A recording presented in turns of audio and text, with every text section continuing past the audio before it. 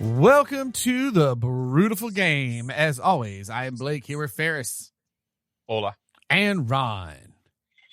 What's happening? And on tonight's episode of the Brewtiful Game, Manchester United do it once again, as this time Carrick and his men beat top of the table Arsenal 3-2 at the Emirates on Sunday.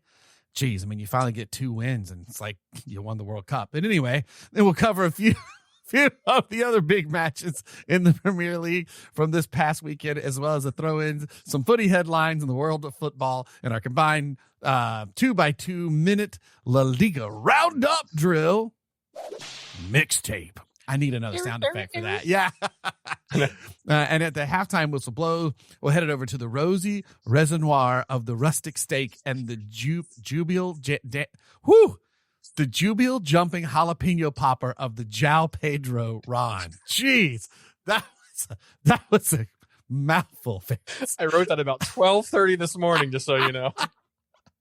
Oh, I should have said the jumping jalapeno popper of the João Pedro yes. Ron. Shares with us all the news it's fit to drink in yet another edition of Ron's Beer News. We are going to let Ferris pulls it out of his butt in the last minute set aside for a little That's been bit. The last one. I can't make it. Yeah, we got to figure out what the hell to talk about. Finally, the game you've all been waiting for, it's been a while. We've been waiting for it the entire year long. The infamous, it's fun, it's the forever loving, what? It's the FA Cup. Septima Parte. Means part 6 for all you. I think you got to start writing things in Esperanto. What did I say? Part 7, right? I think it's part 7. Yeah, part 7. I think you did that right. But first, our beer. Who wants to go first, gentlemen? I'll go first. Just because, Blake, Ron, you might know. I'm sure you do. But Blake, do you know what week it is here in Orlando? Shark Week? No, it's a cold week. I tell you that much. Colder than not as cold as you guys have, but it's the coldest we've seen in a while. Yeah, you guys are like in the 40s, right? Everybody's freaking out. The welcome to Florida sign that most people usually equate to coming into like the gates of Jurassic Park. Have you seen all those memes? Had snow on it here in the past week or so. So like it's like what the hell's going on? Global warming and it's finest. But anyways, it is Orlando Beer Week this week, and it runs. What day are we on? The 28th. So it's almost over. But it started last January 23rd and runs through January 1st, and it's packed with just a whole bunch of events, and it accumulates on the 31st of this coming weekend at Tactical Brewing with Faded Kingdom Beer Festival. Man, it's such an awesome, and it's gonna be a cold one this year, but it's a very. I have not yet been to one. I don't know if you have. One like 3 or 4 years ago. Yeah, when I got back from how China. long they've been doing it. Yeah, ever since kind of coming out of the pandemic, they've been doing it, and that beer festival features over 50 national brews, local vendors, and live armed combat. And Ron, sorry if I'm stealing any of your beer news from this week. Live armed combat? Yeah, they do because it's Faded Kingdom, so they do like the SCA guys things. Yeah, it's always wild. So you can go over to Tactical Brewing on Instagram, which we talked about several times on this pod, and is one of my favorite breweries. And real quick, congrats to a good buddy of mine and a former bartender that I work with. He's over at Tactical Brew now. He's one of their brewers. Paul Amata, big Barcelona fan. Paul won the kickoff party, which was at a la carte. He won a wing contest there. That was done between a lot of breweries in the area. They all had somebody compete. And Paul won that. So Paul, congrats. And good luck to Barcelona for the rest of the season. I'll try to meet up with you here soon. But you can head over to ORL Beer Week on Instagram, and it has all sorts of stuff. But the beer that I'm having from that is the Massive Collaboration beer. It is a Florida-style Pilsner, and it's called Orlando State of Mind. Is that a 3-headed alligator? It is whatever you want it to be, but yes, it is. That's awesome. It's a 3-headed alligator.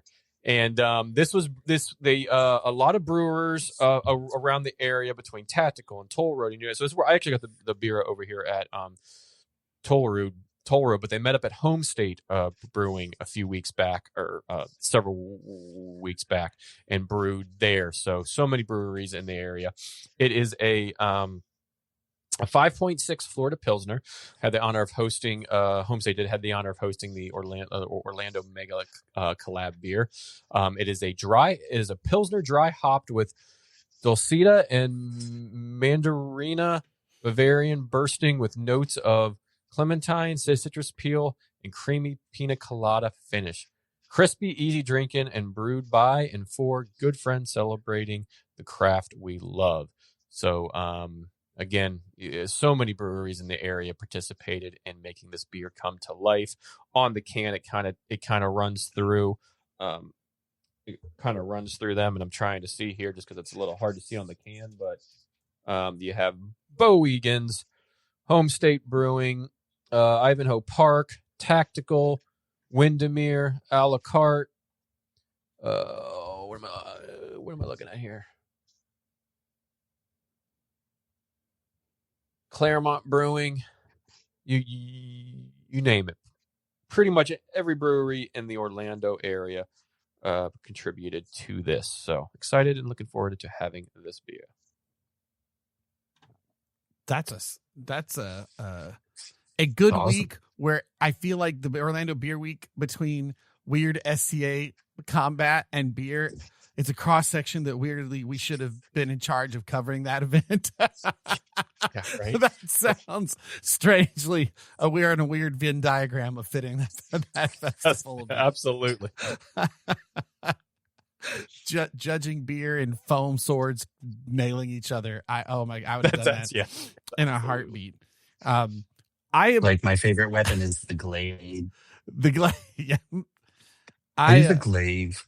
I have dipped back into a Pennsylvania brewery again that I've already hit a couple times, but I don't care. They're the gift that keeps on giving. And I'm going with a very favorite style, not Ron's triple, although I have that in the fridge for later as well. So Trogs, who I've done before, oh gosh, I'm forgetting where they are in PA right now. I'll look up the thing I had done for Christmas. I did the Mad Elf Grand Cru, which was fantastic. Well, now I have their Jovial Belgian style double L ale, and if you see the art on it, it looks very fancy, like a wedding invite, and that is because the Jovial Double Ale, bottle conditioned with taste of figs, caramel, toffee, cedar wood, originally brewed for Chris's wedding, one of the folks there at Trogs, and it said, we decided Jovial was so good, or too good, of a union of dark stone fruit character and evocative notes of toffee, chocolate, and molasses to only make it once, so you may kiss the beer, as it's available year-round. That's awesome. Yeah, so I'm excited to try this, and then I have their Jovial Triple. So it looks like they made him a triple and a double for the wedding. So this is 7% ABV, dark brown color, crystal and magnum hops, Abbey chocolate, or grains are Abbey, chocolate, Munich, and Pilsner, and the yeast is Abbey Ale yeast. And this sucker, I have a feeling it's going to be very good. Awesome. I am giving a try to a beer from friend of the pod, Joe Bowmans, who is in the Canadian section of the world. He sent down my third favorite brewery in Canada, Side Launch Brewing from Collingwood, Ontario. So many good names for the Canadian beer breweries that you've brought in. Good names. Yeah. Mm-hmm. Yeah. Mm-hmm.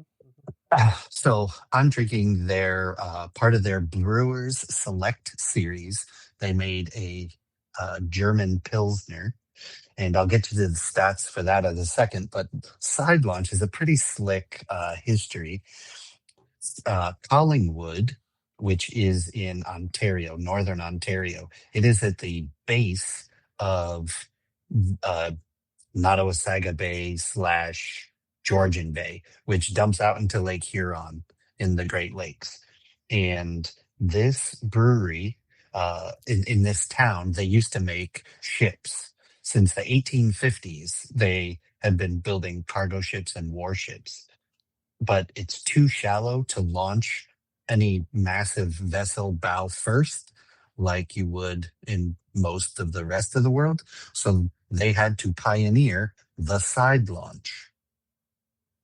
So instead of being able to run that ship straight into the water, they have to take it by its side and push it in. And every time you Right. see one of those, it looks like it's not going to work. Correct. It looks like it's just going to capsize and be done. Right. So that's where the brewery gets its name from. Those guys pioneering the art of the side launch for vessels. So pretty slick little town if you've ever been up there. If you're looking for a cool vacation spot in the summer or a sneaky good winter skiing location, check out Collinwood. It's pretty slick. But their German Pilsner is brewed with 100% German Pilsner malt. This beer is modeled after the pale lagers of northern Germany. Exhibits a light herbal hop aroma with firm bitterness and a dry, clean finish. It's 4.9 on the old ABV and 35 IBU if you're following that at home. What style did you say one more time? German Pilsner. So we have two lagers then? Was that because yours is a lager too, right, Ferris? It's Pilsner, yeah. All right. I like that can. Classic and clean looking. Yeah. Oh, yeah. Very clean looking. All right, gents, shall we do this? Why not? I got the cork bottle. I brought a towel just in case. Oh, yeah. Brought it out a little early so it could warm up a little bit. All right. Here. All right. Well, this is the epitome of color. Oh, yeah. Look at that nice see-through gold. Oh, my God. Blake, do you know what glass I'm going to pour this in? Did you find your Man United glass yet? No, I still have no. Did I ever have a Man United glass, Ron? You absolutely had one at my house when we were recording. I have no clue where. Like we were talking about it last pod. I'm like, I should have a Man United glass, and we're Blake, like, you do, and I'm like, well, I don't have it here. I don't know where the hell it's at, but I don't have it. I'll check my beer glass. Okay. I don't remember even when we were potting at your place. I don't remember like going to grab it. We got one. You're like, I'm going to keep this here, so it stayed in the liquor cabinet.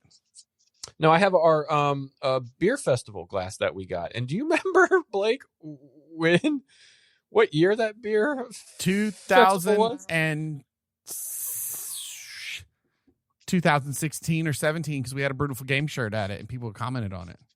2015. 15? That's how long. Wait, didn't we start the show in 16? What's that say on there? Oh, never mind. It was established 2015, so you're right. I was going to say, because we had a shirt and people were like commenting on it. We're like, we should get a table here next year. Look at this double. Boom. Look at that. Nice and golden. I'm excited to try this, dude. Right. Cheers, gentlemen. Cheers, gents.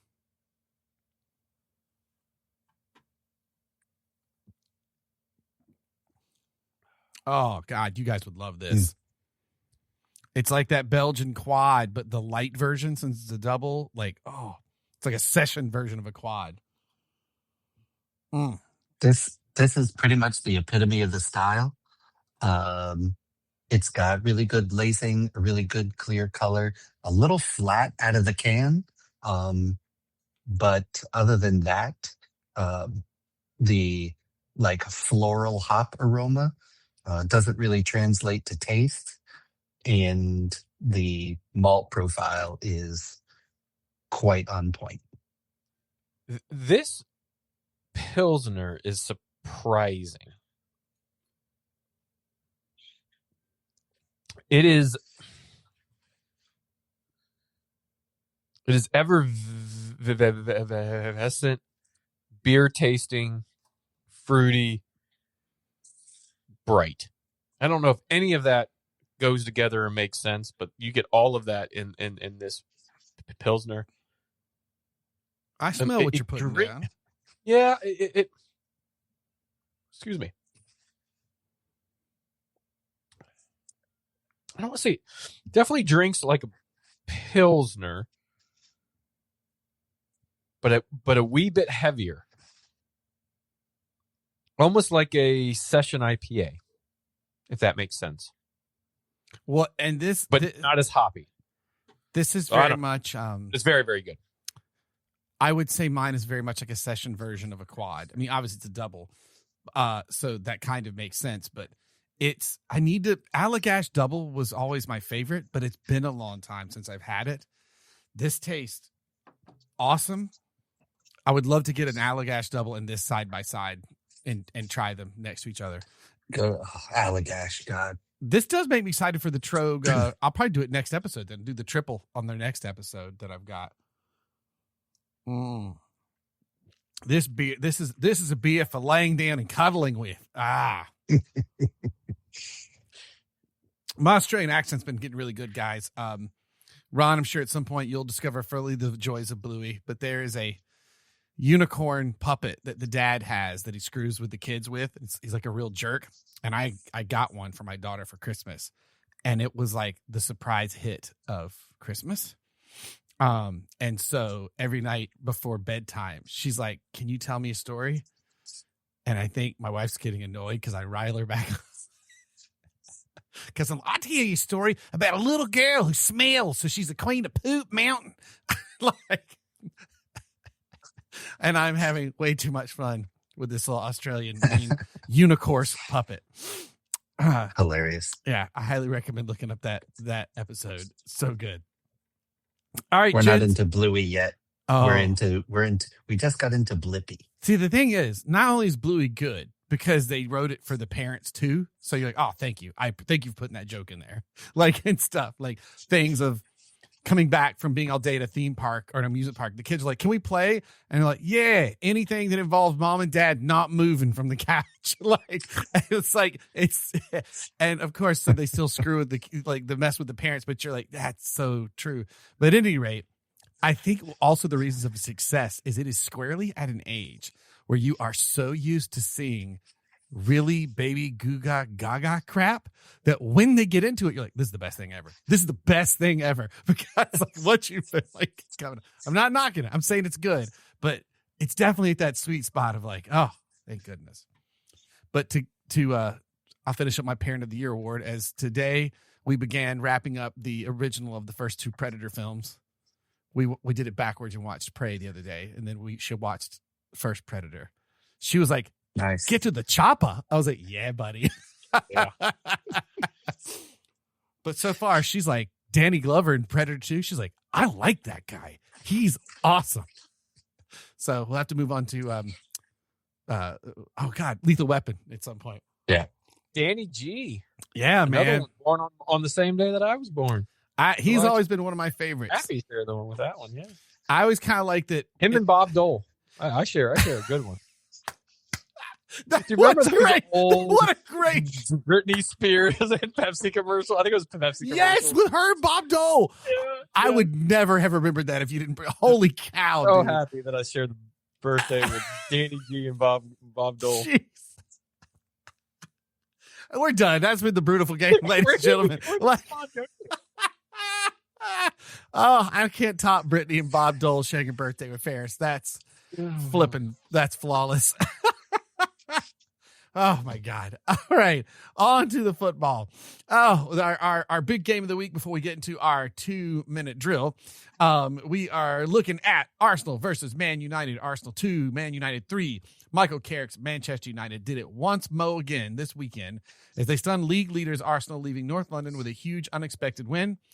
Arsenal went ahead in the first in the match via an own goal, but United quickly leveled with Brian Bueno, punished the Gunners by pouncing on a loose Zubamende back pass and then rounding Raya for the equalizer.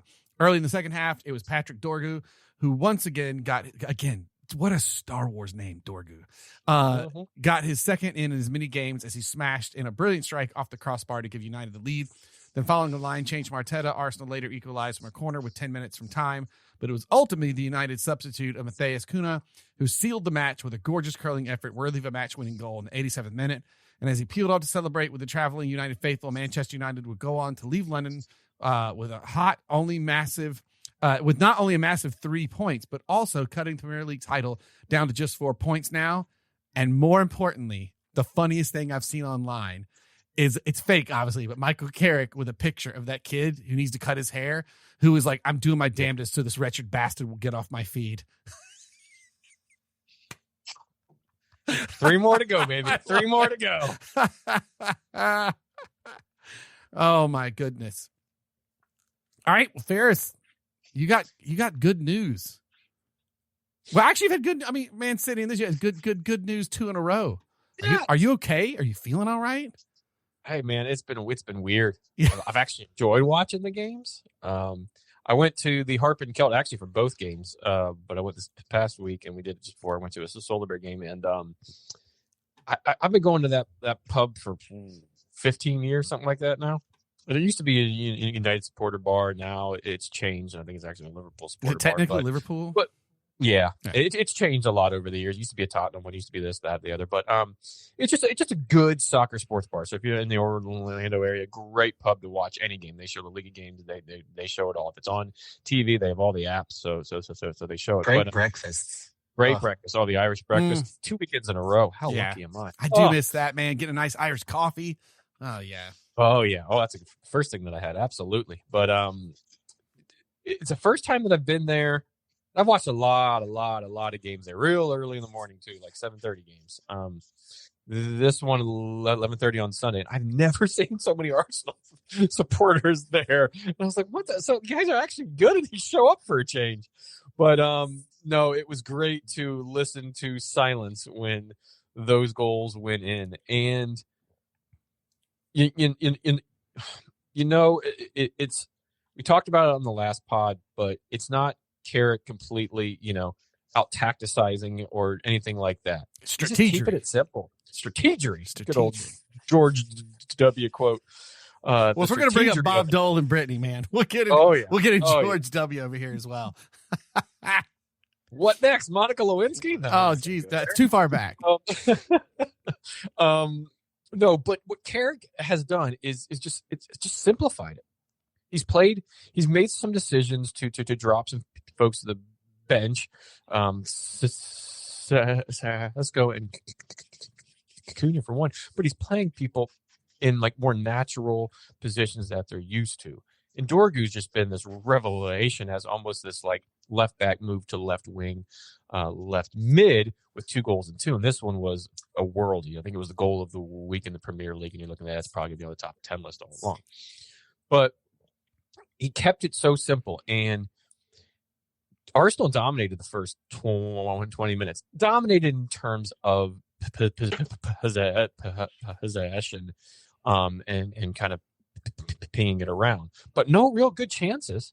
No real good hits. There was I think one here, and it was the one that Saka had towards the not that he had a great game, but one that he had early on that led to the corner, which then led to this kind of goal a few minutes later, where it was just a ball. It was Dorgu tried to head it out and kind of didn't want to head it out for a corner to put Arsenal on another set piece, or feel like he was going to head the ball out towards the box and put it back in kind of the center of the field. So he kind of just headed it and kind of went up and back, and a quick move and then a play in, kind of like a hockey style, just throw it in front of the net and see what stick or something kind of hits it, and it happened to be Lissandro Martinez's foot. But after that goal went in for Arsenal, something just switched. It's like they either took their foot off the gas or United put their foot on the gas. I think a little column A, column B.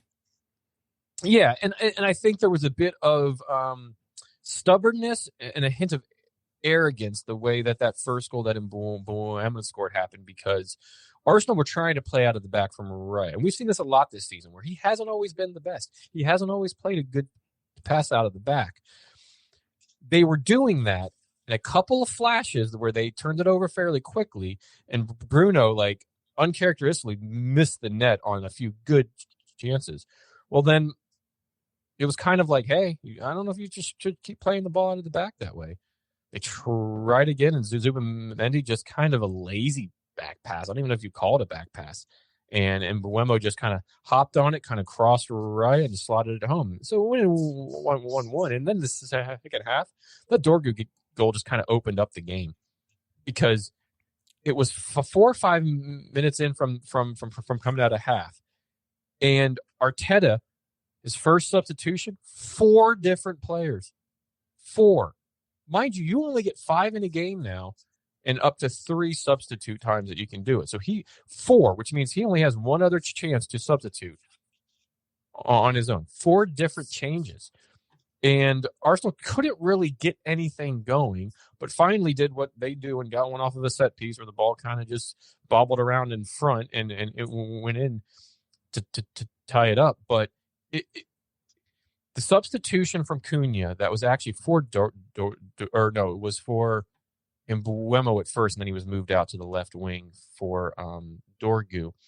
He's come off the bench in these past 2 games and has been a game changer. If you watch that tactical goal of what he scored in the 87th to win the game, he took the ball from Manu, turned kind of outwards and drove towards the goal. But that run from Sesko pulled Gabriel just ever so slightly in the opposite way to follow him, that when Gabriel stopped, he actually stopped right in Raya's line of sight.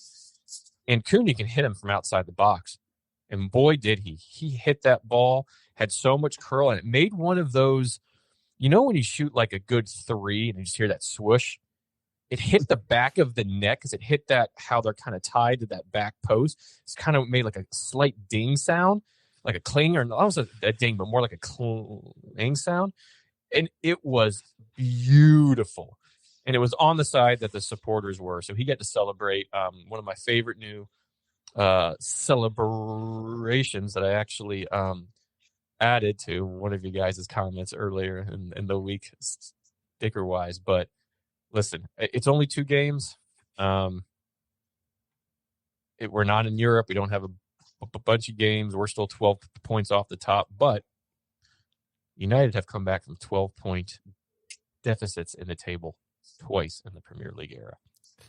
So, Just Ron, saying. we talked about this last pod, so I'll throw it over to you. Is Carrick a miracle worker? Is it just nice having fresh legs because you're bored during the week? Like, what's the sauce right now from your point of view? My estimation is that he's got nothing to lose. He's interim. There's very little expectations on, any Man United manager at this point. Well, I mean that. Yes, they can't. He can't get any worse, right? I mean, he's not going to get him relegated. Obviously, the talent is too good there. No. But Tottenham's got that covered.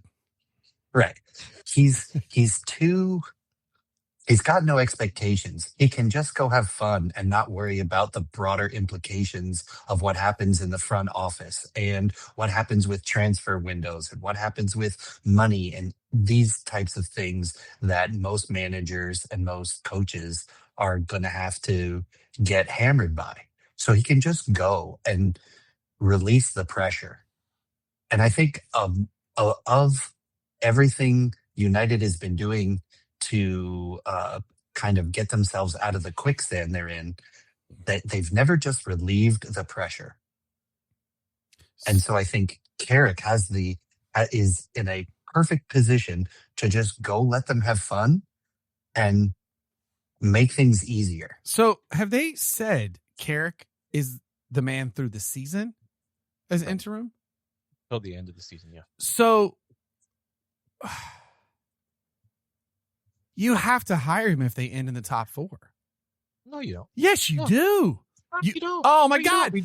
don't. And then you get another Amaron, and then you fall down the table. Nope. We did this with Ole, and he was good for a few seasons, but we never won anything under him. We were the Arsenal of the time where we were perennially second every year. I just feel like if you get into the top four. Listen, now, hold on. The front runner position for this, should he be in that argument and absolutely be worthy of a interview for the absolutely? If he gets us into Champions League, the goal is to get back into Europe. Now, after these 2 games, it's like we need to get into the Champions League, which right now is the top 4, but how well the English clubs are doing, it's probably going to be the top 5 again. So he gets into that. He's absolutely, yes, you give him an interview, but you don't just hand him the job without doing interviews throughout the summer. So listen, love Carrick. He is a legend, one of my favorite players that has come through the door there. I think he's had a sense of calmness. And I actually sent, if I can find it real quick, I actually sent the Talk of the Red Devils a email on Sunday because they were kind of asking for some thoughts and stuff. And I said, what he's done is he's applied the KISS. Keep it simple, stupid. That's all that he's done. He hasn't tried to do what an Amarin's done, right? When you remember him sitting there on the sideline with the board and moving things around, like the game's not in the whiteboard. Look up at the damn field and actually coach the freaking people, right? He has passion whenever he goes. He bleeds this club. And I think he's kept it simple, and he's brought that mentality and what it means to play for this badge. We know he was going to. Everybody knew that whoever comes in, whether it was Darren Fletcher, whether it was Bob Dole, whether it was Danny Glover, anybody that came in after Amarin was going to play a back 4, right? That's not a surprise. Yeah. Right? It was Carrick or Brittany. Yes, exactly. Everybody knew he was going to do that. Right, and what he's played at Middlesbrough in that is kind of this 4-2-3-1 that kind of morphs at times in possession and out of possession into like a 4-4-2 type of thing. But he's done that, which then you slot players into positions that they are naturally good at. I mean, odds favorite right now. Shaw's not playing a left-sided center back; he's playing a left back. He is your odds favorite, though. Playing a right wing back, he's playing right back. What's that? He's your odds favorite right now. Oh yeah, well. Yeah, but that's of course. I mean, recency bias. Yeah, but look, I'm with you, Ferris. They need to do interviews and hire Gareth Southgate. That's what needs to happen. Well, it's funny you say that because one of the big things with this is who the assistant coaches are when he brought in, right? So Trevor Binion was kind of promoted up to one of the coaches. He was promoted from the under-21s, who's done an awesome job, but with the other 21s for United have brought, Mainus and Garnachos and those over in the past few years. Jonathan Woodgate, yes, a former player, but also former colleague of Carrick at Middlesbrough. Johnny Evans, who retired last year and was under the staff a little bit of Amarin, has transitioned. He was transitioning from the loans and pathways role that United has into a coach now. But Steve Holland has come in. He was a hard-nosed player, a lot at Chelsea, if I'm not mistaken, back in the day. But he was formerly on Gareth Southgate's England staff as an assistant. And if you remember, the past few years that England's done so well at the Euros, he was on that staff. And a lot of reports are he's the one that ran the tactical training sessions on the training field. I just think that means you're just making the argument. I think it's going to be Carrick. I think the season will end and they're going to end up giving it to Carrick. It might be. It might be. Especially if Chelsea does well. Play out. I think especially if Chelsea does well. If you have another young manager, astute manager, if Chelsea has a good run the next half of the season, it starts to like the next phase of the Premier League. You know what I mean? Like if you had, your Klopp's retiring and if Pep's about to go, you know what I mean? Like, I don't know. I know, but at the end of the day, company man though, he's not a Roseneer. At the end of the day, though, anybody who's thinking about taking the United management position, like, you have got to be asking what's different. They have a revolving door of managers. The front office is in a shambles. Ron the is like, ownership I is in a speak. shambles. Ron's like, I speak from Like, experience. I know how yes. this goes. Mm-hmm. Like, Correct. Yeah. Because finally, I get on board with the Maresca train, and then just because the ownership has bruised egos about him telling the truth, they jettison him, right? Like this, it's all just such baby food horse. So the thing is, and it doesn't matter who takes the office or takes the appointment, right? What did the front office, the ownership, soccer operations, what's different there? Because if they're not changing anything there, it won't matter who the manager is. It's still going to be. Yeah. You may have bumps that are better than others, and you may be able to, go on a run and maybe even win a trophy. But at the end of the day, you're just papering over the cracks, and the cracks are getting bigger and bigger and bigger. Yeah, and I certainly don't disagree with anything that you said. And it was Barada and Jason Wilcox that hired in Ameren that pushed that, right, to trigger, because he didn't want to come until the summer, but they brought him in early and had to pay his former team to get him in it. That obviously failed, right? There was disagreements between him and what they wanted to do in the transfer market, players that they coach brought manager in, argument. Play, yeah, back 3 to back 4, that whole 9. Yeah. So I think it's fairly smart to go, okay, we're pretty high up. We need to get through the season first so we can have a longer look at this, right? And getting Carrick in, he's been interim before at United, has done well, but he also just knows the club, right? He knows what the weight of the bat holds. Yeah. And to go, hey, put him on an interim. He knows what he's coming in for, right? He's a man, like Blake, kind of what you're saying, or Ron, what you were saying. Like he's kind of just, he has a sense of freedom, if you will, to kind of just play how he wants, knowing that he's not under the cosh of not of anything type of thing, right? So yeah. I think all of those things have played into, but you also look in the past few years, who's been semi-successful at United. Ted Hogg was kind of an anomaly because he was crap for a majority of it, but happened to win an FA Cup and Higgs Cup. Like, what the hell? Where'd those come from? But Jose was probably your most since Sir Alex left, and he's widely, viewed as one of the best ever to do it. And he will come up later in this pod. Yeah, he will. By the way. But other than that, Ralph Rannick, an interim base, couldn't do it. Van Gaal barely did it. David Moyes couldn't do it. Your most successful was probably Ole. Where did he come from? United. He knows what it means to play for the club, right? He knows what that weight of the badge holds.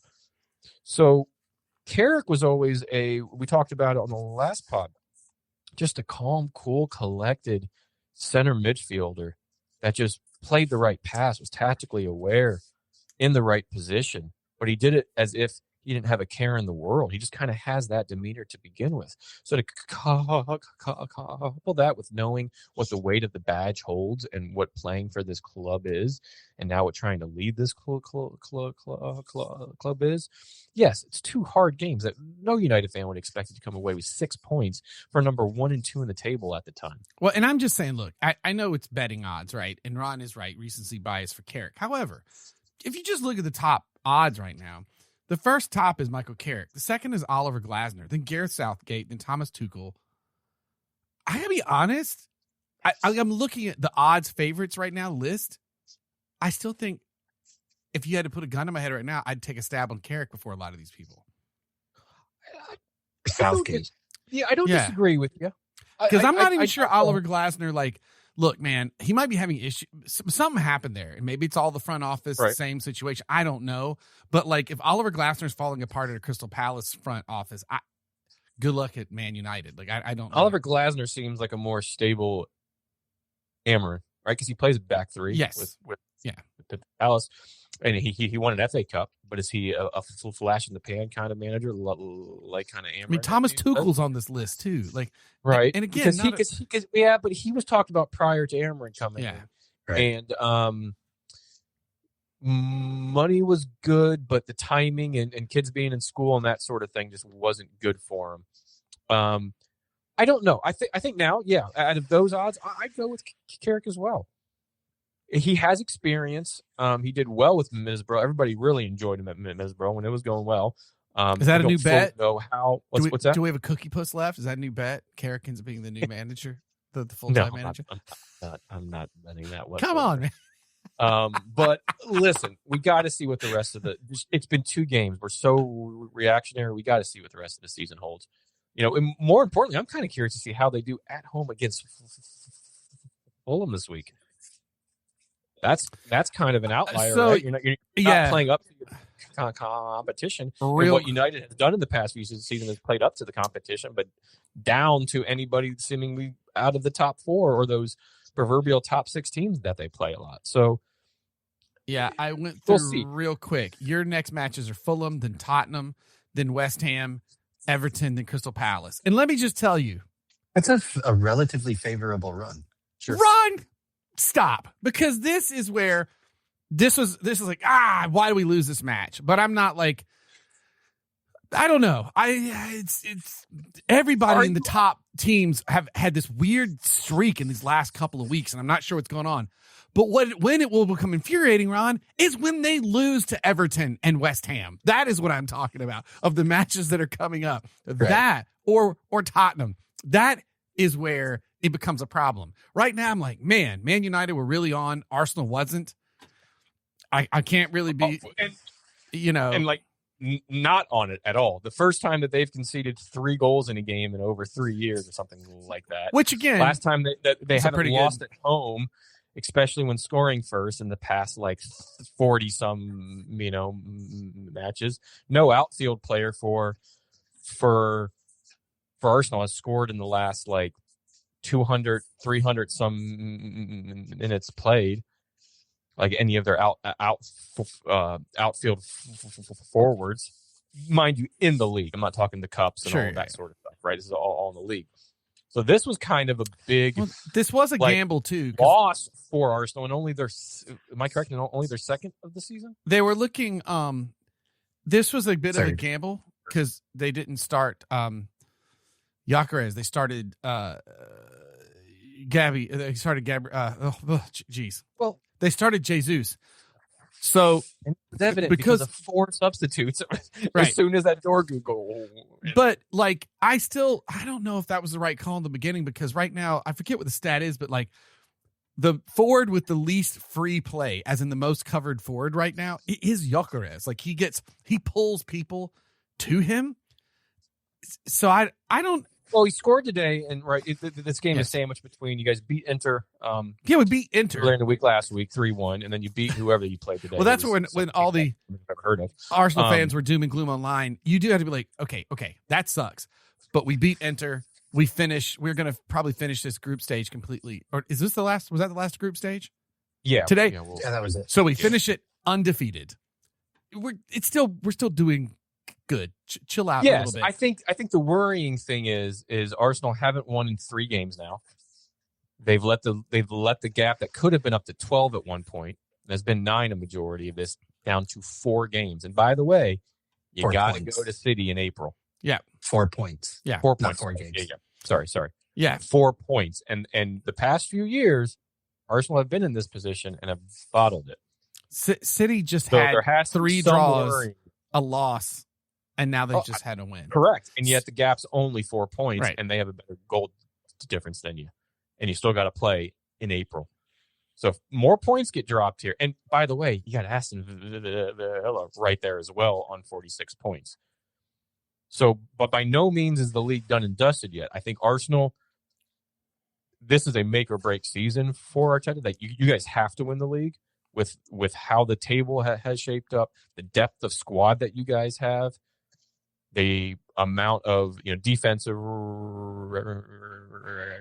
records, how much you spend in the market, all those things, how many years you've come close. It is this year. So what's going on right here with these like top 3? Is it because of the other tournaments that are going on? Because like this top 3 hit a real.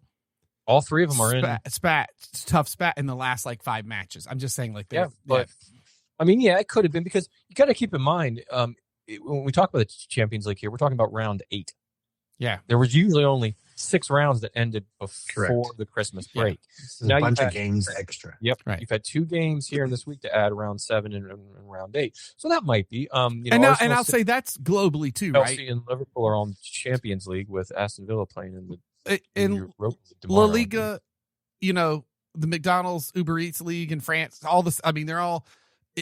Yes, this extra set of games. It will be interesting to see as the dust of the season settles. What does this do to everybody's? I would say their domestic stuff too, but I don't know. Yeah, like you said, it's an extra bit of games, and clubs like an Aston Villa, right, that don't have some of the depth that like a Man City or Arsenal have. I'm curious to just see how the extra matches all settles down. There definitely seems like we're going to get to a breaking point with that at some point. For what? This constant like push to all the tournaments, like. Well, I mean, that's been talked about in terms of just the amount of games that the players are playing throughout the year, right? And we're in a World Cup year, so a lot of them are going to play double the games. They played double games last year because of the Euros or whatever they were in the Copa. You throw AFCON into that. Just a lot of games, a lot of tournaments. Like Club World Cup. Yeah. A lot of teams are in the Club World Cup. Exactly. So I don't know if you're going to see it lessen. You may see it dampened a bit over time. Like you're seeing the AFCON switching to every 4 years now. I think that's a good move, not only for the players, but for the AFCON as well, to kind of maximize the eyes on that and doing it off years of the World Cup. So I know it wasn't that long ago that you had like Liverpool and Man City pushing to almost get 100 points. It might be a bit before we see a push like that again. It could be. So I mean, the FA Cup and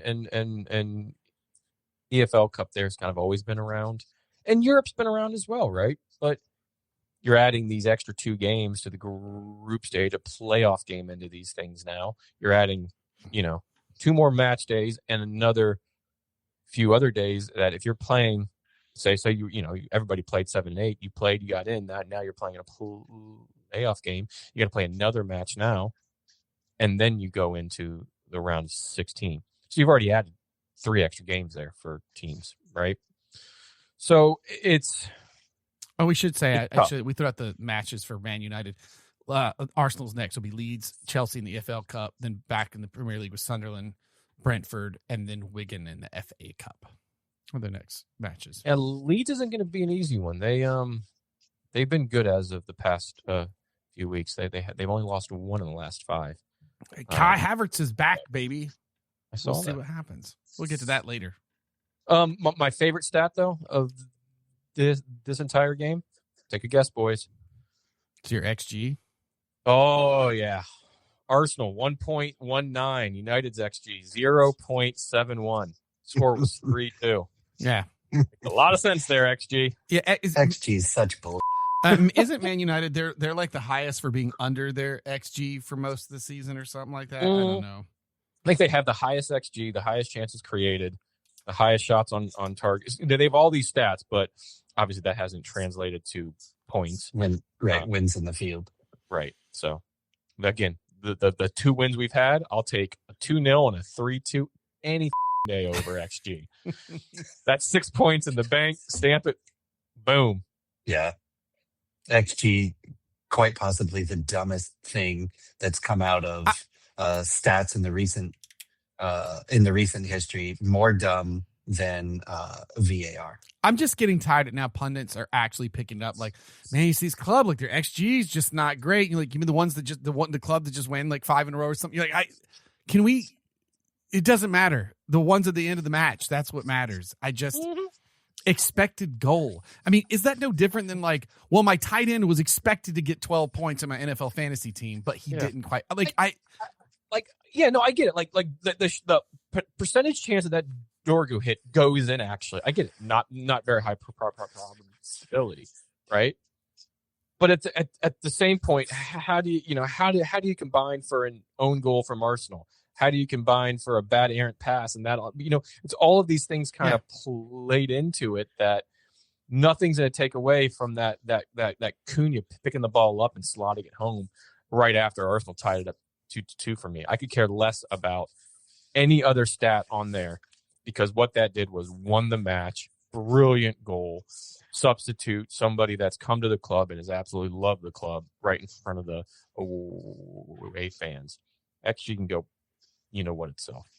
Ed, your new full-time coach, Carrick. Here we go. Love me some Carrick. Yeah. Moving on to our 2-minute drill, which is our 2x2 minute drill that is going to include our La Liga Roundup Drill mixtape. Which means it's actually 4 minutes per topic. All right. Oh, I was about to say who's up first. It's me. That's who's up first. All right. Liverpool still can't quite seem to get it right in the league so far this year as they lose 3-2 down on the South Coast to Cherries Bournemouth, courtesy of a 95th minute winner by Mine Adley. I always want to call him Aldi. Sorry.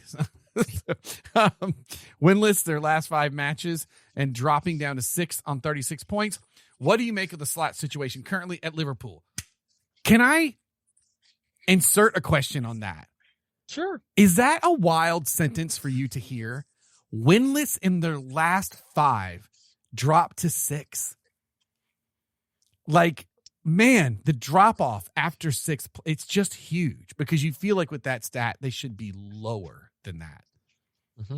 Well, can you remember they won a whole bunch of games early on in the season, really like last minute goals, and like, oh my God, this team's so lucky. Hasn't quite gone the right. Now they haven't lost at all in the last 5 league games. Draw, loss. Besides this one, they're in 6th. They're only 1 point behind 5th place Chelsea on 37 and 4th place Man United, and they're 38. So they're still up and around in it. It's just recent form in the past few weeks, ever since kind of the Salah stuff, and even before that, they just started to slowly lose points and tank and get off of that title race. What do you think, Ron? Is Slot going to be toast at the end of the season? I think if it continues like this, there is a very high probability. Do you think that's fair? Do you think the team it's just a different team? It's not the Klopp team. So there's got to be some rebuilding. I don't know. It's still largely Klopp's team. It is, but it's also his team. With some major money spending. Big signings. Big. And I think that's the most surprising thing. Like a boatload, 600 million worth of new players came in. And you're not up there competing the way you were last season. I think he has enough cred in the bank, if you will, that I think he lasts the season. Now, if he ends out of any places in Europe and they bomb out of the Champions League, maybe not. Maybe you see a Xabi Alonso or somebody come in next. But I think if he finishes in top 6, say, so you're still going to get into Europe and you do well and you go a little bit further, get to like the semis and Champions League, I think that's enough to keep him in the job for. What happened to Salah? I think he's been doing well since he's come back. No, he scored today. It's just wild. He was so prolific last year. It's changed, right? You brought in offensive changes. You brought in Editike. You brought in, I know he hasn't played a lot. He didn't even train a lot over the summer. And Alexander, Isaac, but Florian Wirtz. You brought in those players that have kind of changed the dynamic of the offense going forward. Man, that Isaac and Wirtz, Wirtz has been good in the past few weeks. He's starting to come. It's taken him forever to ramp in. But his contributions seem at the moment are much more off the ball than they are. I don't think it's gonna be the case with Isak. I don't. That might be a true bust. Maybe we'll see. He has to come back first. That's a bad injury, so we'll see. Hold on, I didn't have my 2-minute drill air. There we go. West Ham won, Nottingham Forest won, Leeds and Burnley both drew. The Wolves at the very bottom of the table were the only club out of the bottom 5 that failed to gather a point. In this relegation race, will West Ham survive? And here is the bottom 5 and how they're looking. In 16th, Leeds on 26 points, 17th, Nottingham Forest, 25 points. Then you get into the relegation zone, West Ham on 20 points, so 5 points behind the last club for safety. And 5 points below that is Burnley in 19th place. And then 7 points below that is Wolves. All right. Without considering Wolves at the moment, because although they have one of the most handsomest managers sitting in the dugout, still doesn't get them enough points to get in.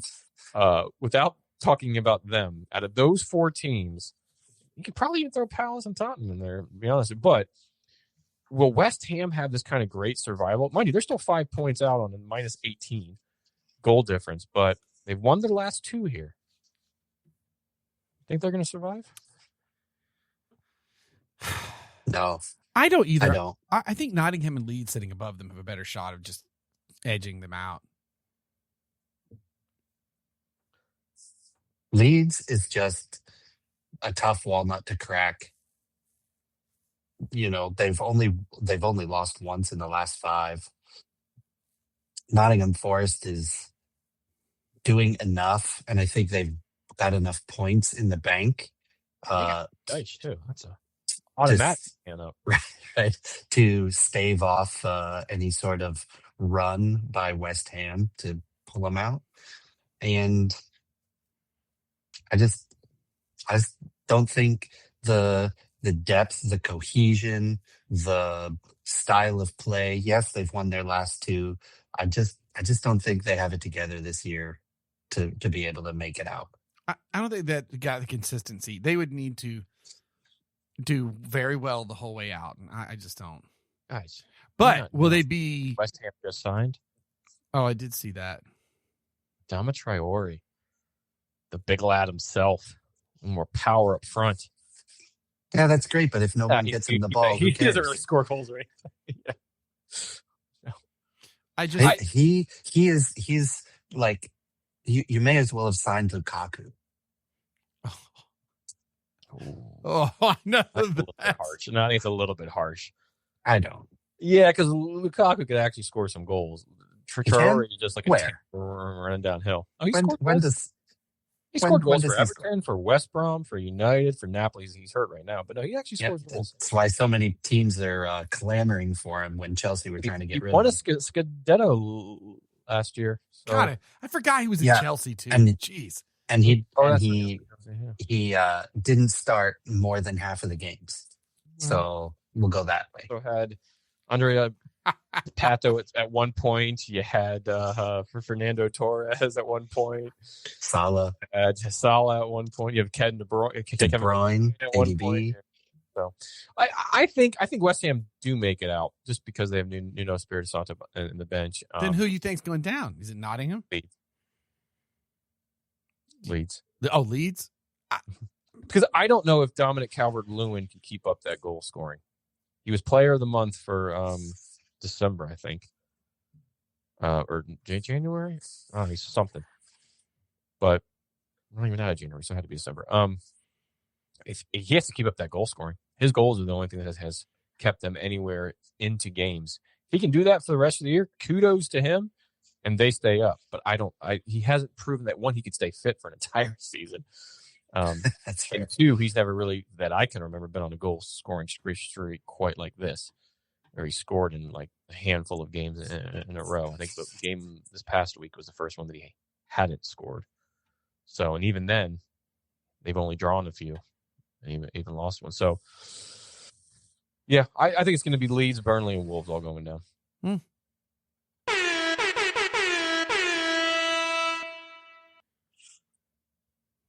All right, switching gears out of the Premier League. Over the weekend, a record signing was made as Trinity Rodman becomes the highest paid women's soccer player in the world. As her free agency saga ends with her re-signing with the Washington Spirit on a 3-year deal worth in excess of $2 million a season. Ooh. Man. So, gents, what do we make of this deal and how it came together, as well as the new high impact player rule, which is basically dubbed the Rodman rule, and also heavily being fought by the Players Association? Still, yeah. I think you need to keep her in NWSL. You need players like her in NWSL. I just worry about getting into these rules and we start turning to the MLS where it's the Messi rule and it's the this rule and it's this could have unintended consequences. Yes. So this rule, it was actually announced on Christmas Eve, I'm not mistaken, but they introduced a roster mechanism to allow teams to pay certain players up to $1 million above the salary cap, the current salary cap. Obviously, that salary cap is determined through the Players Association throughout the years and that sort of thing, and the revenue the league brings in, and yada yada yada. So the league introduced this after they shut down a proposal for them to sign her earlier. They introduced this to basically go, hey, we've introduced this rule. You make it work now within the confines of this. To which Washington Spirit have. However, the Players Association is still like, well, screw you guys, because this rule goes against rights of players and labor rights and all that. You can look all that up. Listen, I think, yeah, Blake, to your point, you got to keep her in the league, right? Especially after you just saw Sam Coffey go to, I hate saying these words, Man City. Oh. Many notches down my favorite player pool now. Many, many notches. Drop. Gone. Who gives a Hucks in her jersey anymore? Screw that. I'm kidding. Well, I know it's jersey we're getting you for Christmas. Oh, no, please. The only kit I want is a Coffee USA kit. I would not get one because she doesn't play for the Pride. The baby blue colors of Man my City. God, no, please, God, please, no. I'd rather drink another Cookie Bus than I get one of those. You heard it here. I would rather. I'm not saying I'm going to, but I would rather. No, but yeah, they needed to keep her in the league. Is she a hell of a talent? She's been with Spirit since they drafted her.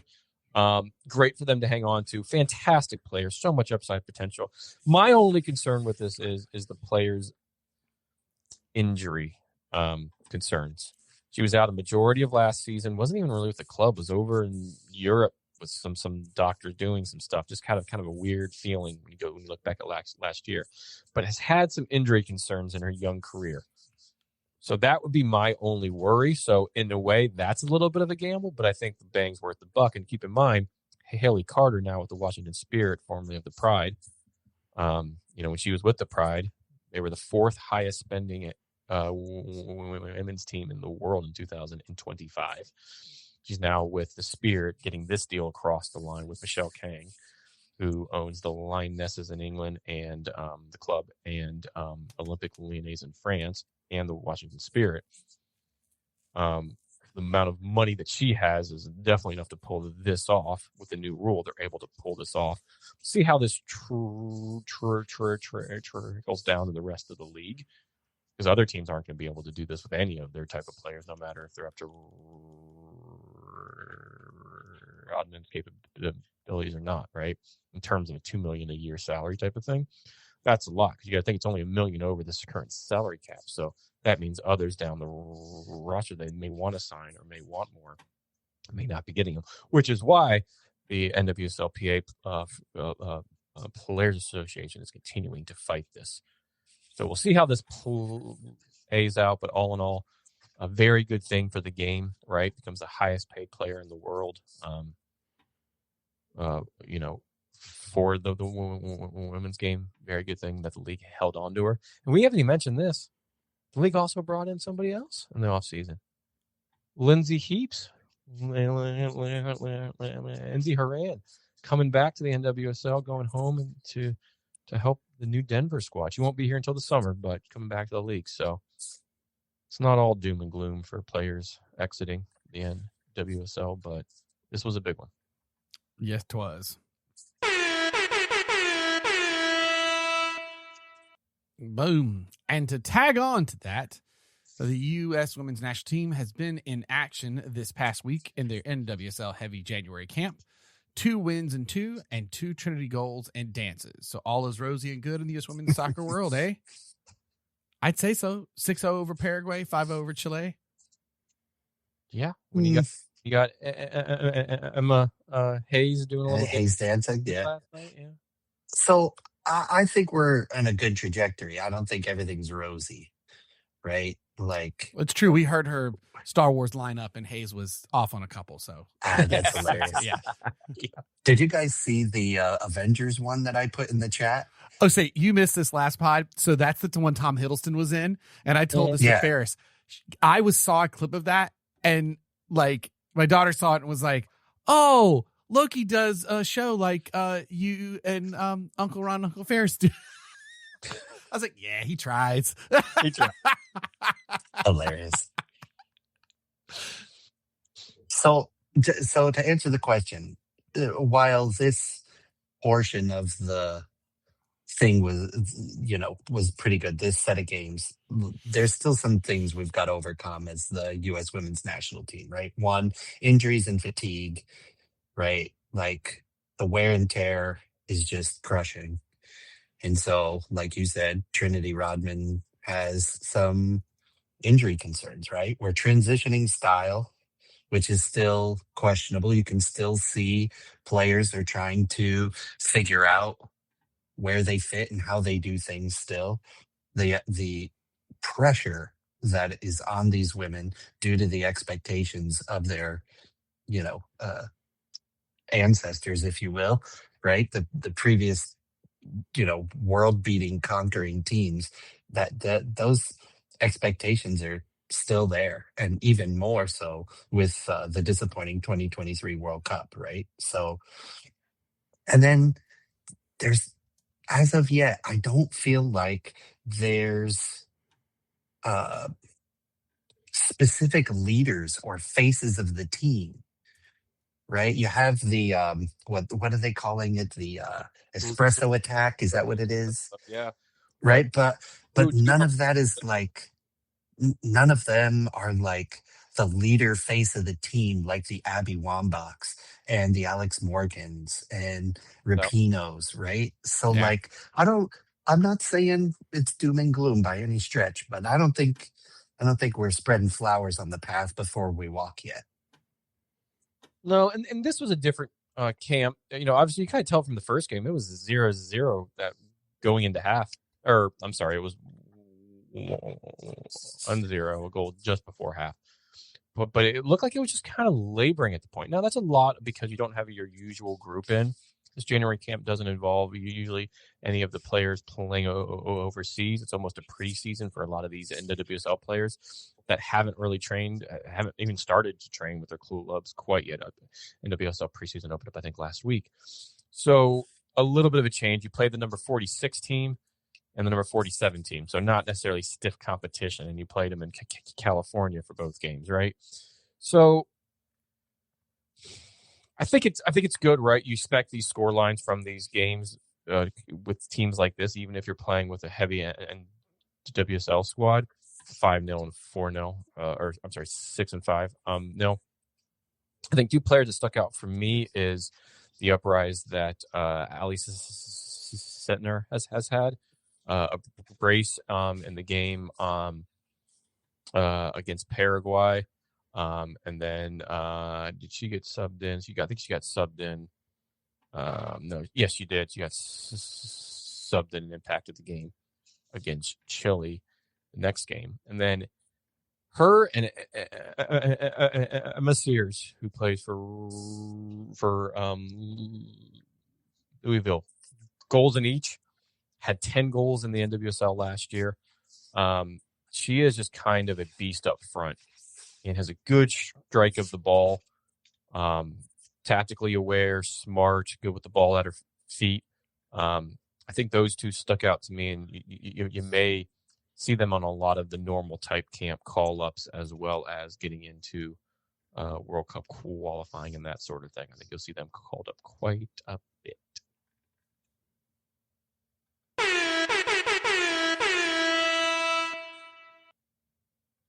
All right. To end this segment, we got to talk about the Champions League, which, as we've kind of talked about, today was the last match day, round 8, and boy, was it a wild match night. And it was for Jose. Yeah. But man, The final. This is the final day for the kind of to get the table right, if you will. And as a quick reminder, the top 8 teams automatically advance, and then 9 through 24 go into a playoff game. There's 36 teams at all in the league right now. But anyways, there was no more wilder of a game to highlight than game in Lisbon, Portugal, where Jose Mourinho's side, Benfica, shocked Real Madrid as they not only won 4-2 on the night, but it was mainly because of their 98th minute goal to make it 4 and was put in by none other than Antonoli Trubin. Oh, by the way, gents, he's the Benfica goaltender. Wow. This goal, yes, was not the goal that won the game, as it was the 4th. However, it was the goal that put Jose Benfica's side through to the Champions League playoffs to play in the round of 16 entry. So mind you, they were, prior to that goal going in, they were going to be outside looking into the playoff games in 25th. They displaced Marseille on goal difference alone. That goal brought them to -3. Or I'm sorry, -2. And Marseille was at -3. So that goal, yes, it was the 4th. And the game was already kind of on at that point, but it got them through to the next round. And oh, by the way, Real Madrid started off the night in 3rd place in the table, automatic qualification into the round of 16. But at the final whistle, Real Madrid were knocked down to 9th. 1 place out of auto qualification. Wow. I guess this whole Champions League switch to a table format ain't that bad, eh? And look at the people that are in the playoffs, right? Real Madrid, Inter, PSG, Juve, Atletico Madrid, Leverkusen, Dortmund. Like some quality Benfica teams. Could draw against Madrid again. We could see this matchup again because they're 24 and Real Madrid's 9. I think they could play either Real Madrid, Inter, PSG, I think is the pot that they're in. Jose's face is just amazing. Doesn't he want to come coach Crystal or something? I just miss that guy. Oh, man, Can he just come? Can he come to the MLS and do Orlando City for us? Absolutely. Oh, my God. All right. So, we won't go over pretty much any of the other games because there were some that were just crazy scoring. I think Arsenal won like 6-0. I think. No. It was like 3. No, it was like 3-2. Today, was it? Yeah, there was a late goal. They 6-0 was Liverpool. Oh, you're right. It was 3-0. 6-0 was Liverpool. 2-0 Man City.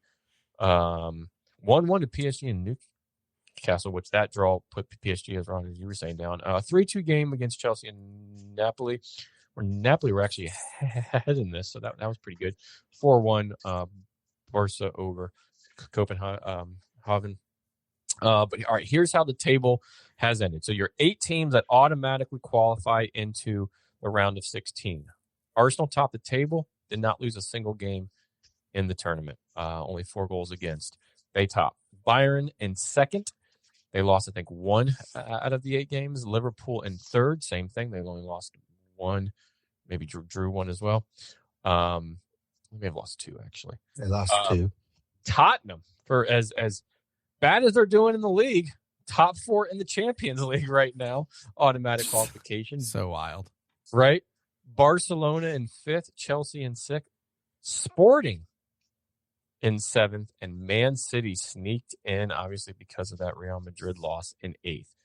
So those 8 teams qualify. And then, as Ron was saying, you have Inter, PSG, Newcastle, Juventus, Atletico Madrid, Atalanta, Leverkusen, Dortmund, Olympiacos, Club Brugge, Galatasaray, Monaco, Karabag, Bodo Glimt, and Benfica, who all made it in to the playoff games. I think that draws tomorrow, maybe. I don't know. Friday? I don't know. But they'll be drawn against each other.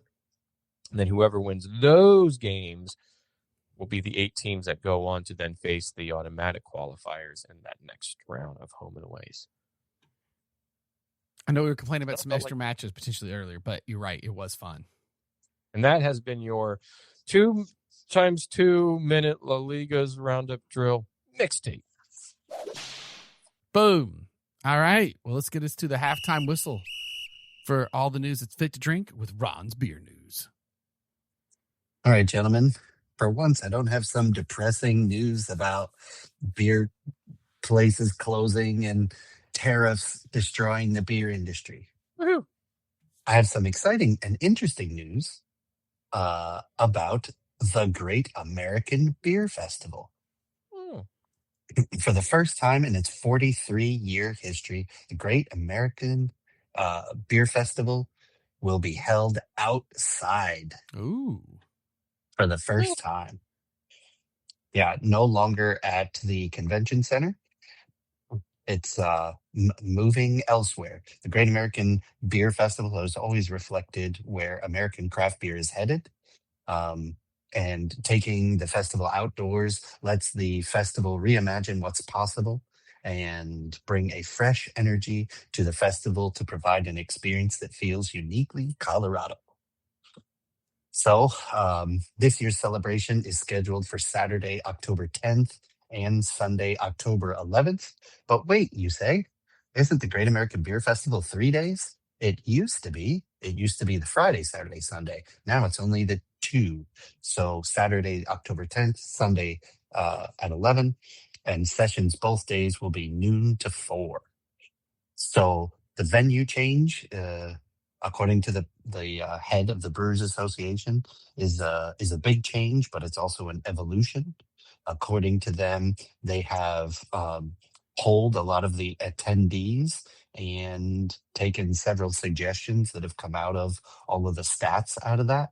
And so they're making a big change to try and, I won't say jumpstart a new beginning for it, but I think, like they said, they're trying to revolutionize and evolutionize what's been going on for the past 43 years. So this should be pretty slick. You can go to the Great American Beer Festival website, and tickets go on sale in June and start at $60 per session. Exciting news. That'll be tons of fun, unless they get snowed out. There's that. Well, in that news, I'm going to crack another beer of this Orlando Beer Week beer.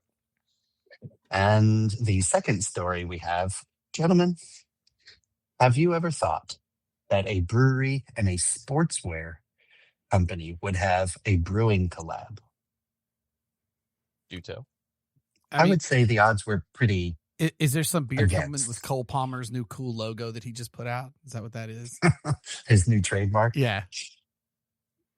Columbia Sportswear and Breakside Brewing brewed a Nature Calls beer.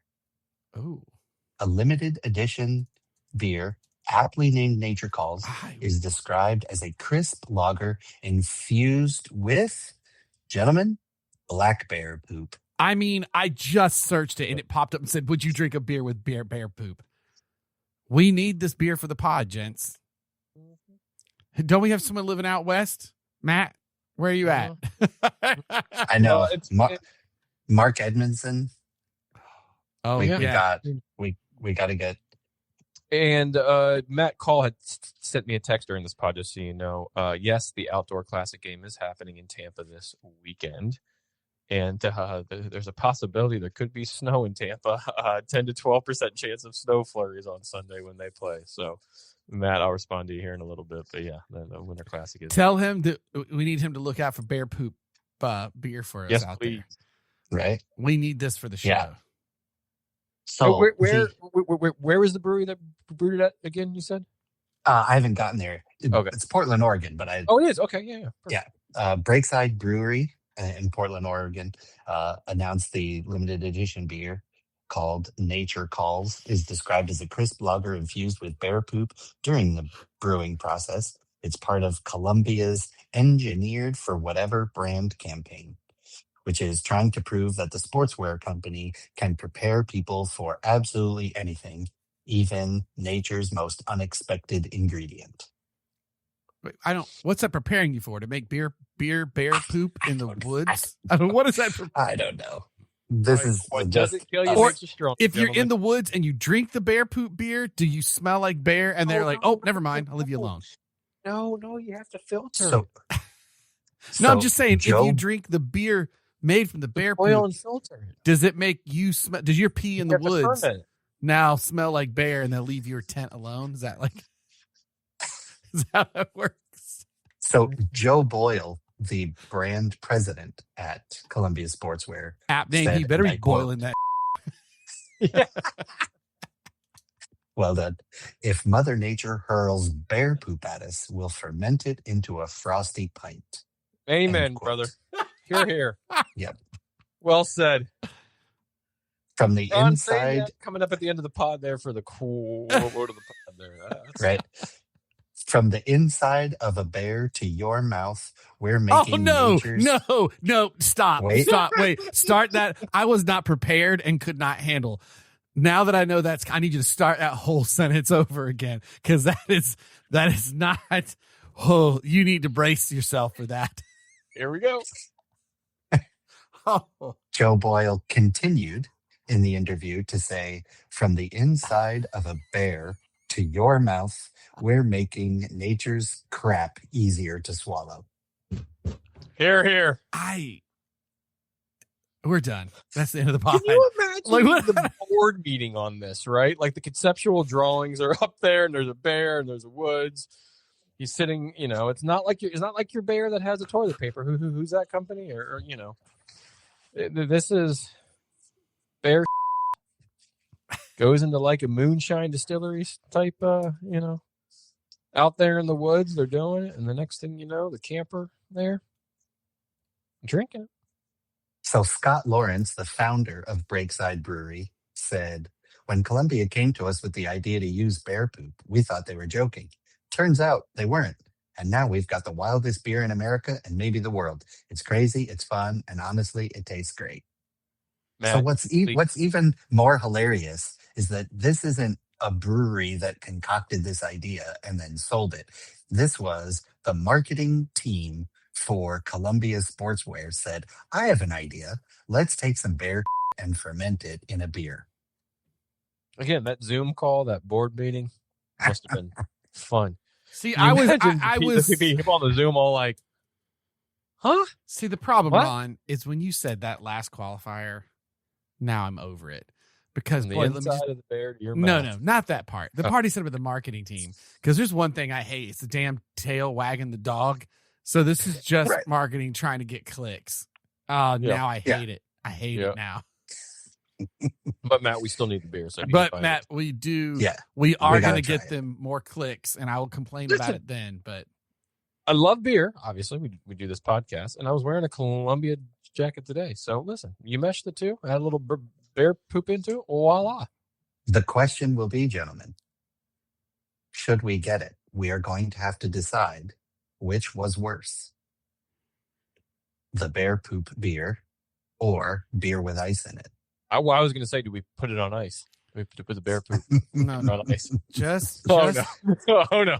Just drink it. Either way, it has to be better than from the inside of a bear to your mouth. If Butternuts came out with a beer that had bear poop, I'd have serious reservations. Yeah, but those guys suck. Their beer's all anyway. So you couldn't tell the difference between the they brew and bear. This is a decent, brewing company. You can pick up the beer poop at Breakside Brewery. People out there, if you listen to this pod, we advise you do not pick up bears. You can get it at all the Breakside Brewery locations in Oregon and, gentlemen, at the Super Bowl Players Tailgate Party in Santa Clara on February 8th. No kidding. Good for them. No, there will be NFL runs on poop. There you go. Oh. That's all the news that's fit to drink, my friends. Well done. I don't even know where to go from there, because that's, well, you know what? The only thing that could go there, the only thing that could top beer poop in a can. Take it away, Ferris. Okay, I'll do my best. All right. We're a few weeks late of the third round proper. The fourth round proper, and no, it's actually called the fourth round proper, is set to take place on Valentine's Day weekend. So we're still a few weeks out from that. But it is the return of what? It's the FA Cup. Settima parte. Man, I've missed this. By the way, I just sent that article to my wife and her text back. Did one of you whack jobs drink that? No, but we're about to. I said no, but we might have just asked a friend to get it. Oh. Yep. We are on the hopefully we're on the course of Okay, I'm just gonna leave it at this. Ron, that's gonna be our marketing move. We've never brewed beer for the public. We're gonna call it Kara just gave it its name. Whack job. From inside this thing's body to your mouth. Yes. Yep. Oh man. It's gonna have to be something very Florida, like gator piss. Like, yep. Oh yeah. Yep. Right. Well, like, it's just we called, brewed this with gator piss. It's Gator Jizz PA. Whack job. Yes, 100%. We just named it. Boys, break out the home brewing kit. So you're the first brewery that's ever designed a logo of the beer name before actually brewing any of the beer. Yes, that's true. 100%. The question is, who's gonna off the alligator? That's probably pretty I'm gonna leave treacherous. another damn bet. I feel it. Oh, that'd be a massive bet to lose. Yeah. Hey, Oh. listen, I've lost all the other ones. Oh, gee. It would be man. Ferris, wouldn't it? Wouldn't it be Ferris? 100%. Oh, man. Yep. Oh. As I drink my second beer that has 3-headed gators looking at me right now. Local Florida. Orlando state of mind. Local Florida man arrested at Gatorland today.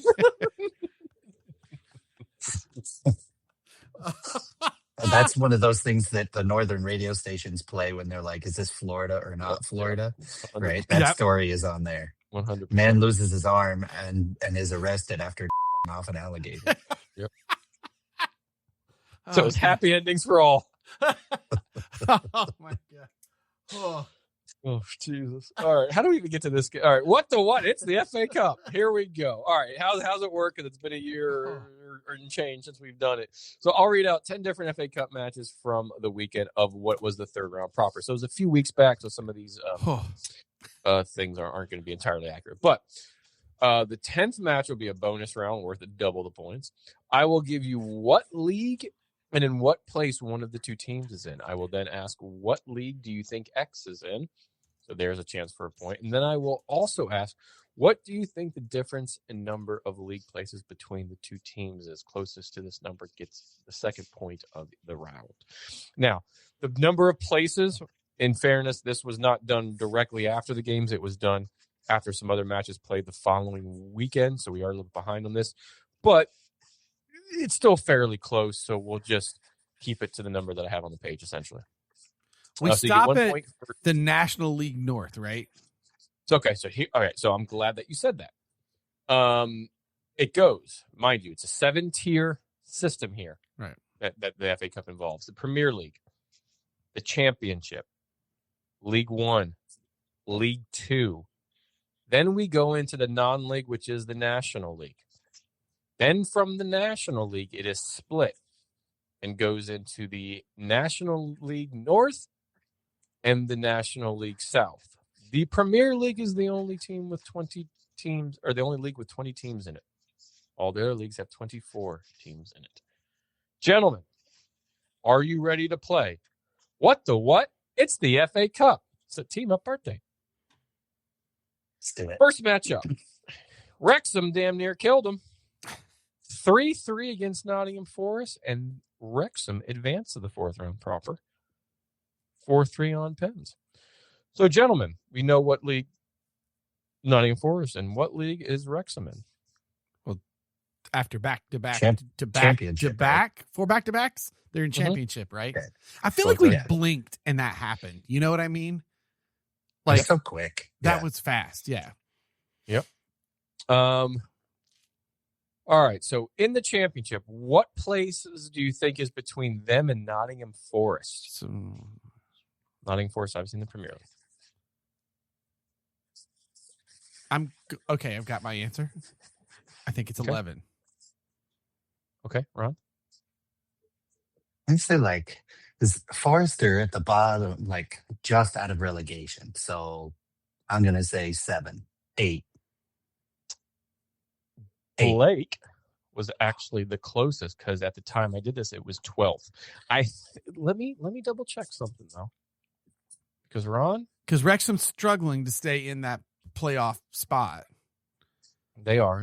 Yeah, that's a big win. I want to say they're in 6th or 7 in the championship. Hold on, I think we're gonna try to get a little bit more accurate here. It's okay. I mean, this is based on. They're in 6th now. So technically at 10. That would put them 3 points. So be in 9th. So I'll tell you what, you both get a point there. All right. Cheltenham Town, 0.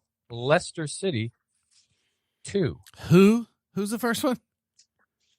Cheltenham Town. Chutney? CHELTEN Ham. Cheltenham Ham. Oh, no. Cheltenham Ham. This is one where our British fans are like, you guys. That's You. not at all how that's said. All of them. Well, we might as well say we might as well calling it against Leicester. Exactly. All right. So what league do you think Cheltenham Town's in? I'm gonna say League 2. Oh, that's still my answer. That's me too. You both are correct. All right. They are in League 2. It just didn't sound like a League 1 name, did it? Right. That's a fair point, I guess. All right. So, gentlemen, what's the difference in places between Leicester? I feel like Leicester not sitting too well in the championship, if I remember.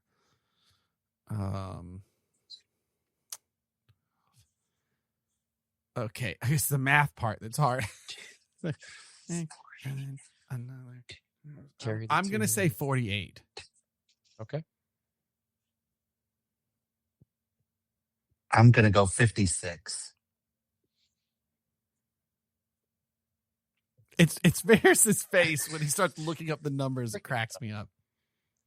You guys split it because I have down here 52 different places, which means 48, 56. You guys land right on 52.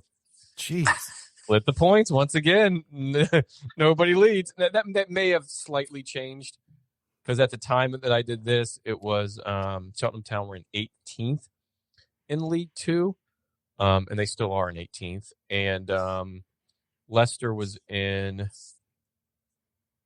12th, 13th? 14th. Okay. Place, and they still are. So 52 is correct still. So you guys split the points. All right. So far, nobody's in the lead. Burnley 5, Millwall 1. What division is Millwall in, gentlemen? I say the championship. Are they still in the championship, or do they get knocked down to League 1? I'm going to say championship too. I think it's championship. Excuse me. They are still in the championship. The only reason I know that is because every time Wrexham, they have become a Wrexham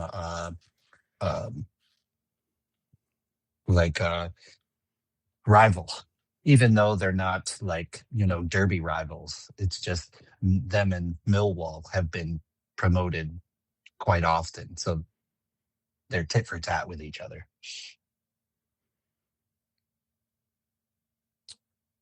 So, gentlemen, what's the difference in places between Burnley and Millwall? 19. Ron? Is that your answer? Sorry. Yeah, I'm going to say 19. 8. Ron gets the point as he's the closest. At the time of this, I had them only 6 places, and they still are 6 places. Millwall is in 5th in the championship. I don't know why I was thinking they were Burnley doing well. up down there in 19th. So point to Ron. Gets the advantage for the first time. All right. Moving on. Manchester City, 10. Yes, I said that correctly. Exeter City, I don't know a lot about Exeter, but I played 1 year in FIFA back before Ultimate Team when you had to like pick a player and you played throughout the entire. Yeah, man, and I used them and I brought them all the way up and we were Premier League champs. Anyways, Exeter City only scored 1 in this, so kind of a pointless story for me. But what league is Exeter City currently in? I think we haven't had a League One yet, right? No, we did have one League One.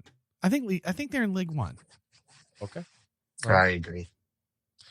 They, gentlemen, are in League 2.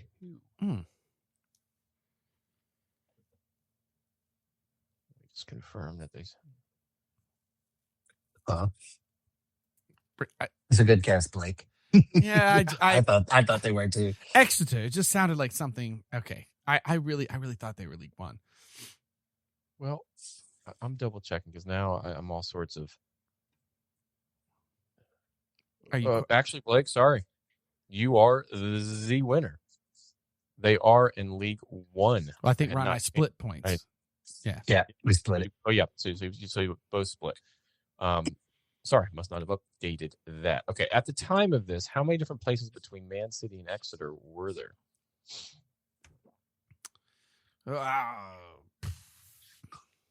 I do have the new count, so I'll consider that. Go off that one.